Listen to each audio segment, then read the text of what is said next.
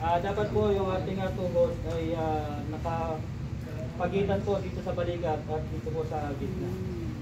Then yung ating po kamay, dahil po imaginary line, ito yung the nipple line. Yan po, kukunin po natin yung nipple line sa gitna po tayo. Then yung ating dominant hand, dapat po ay ito po yung nasa ilalim. Then yung other side, yun po yung ating pang support.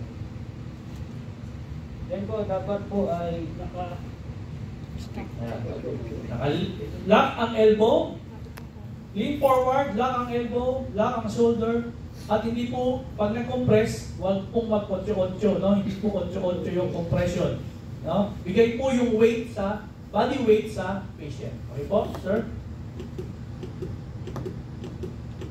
Bilang, sir?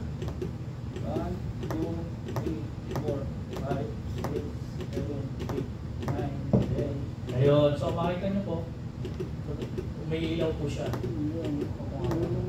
Pumapanig po. 1, 2, 3, 4, 5, 6, 7, 8, 9, 10. Po, 30 compressions. Ilan pong ventilations? 2.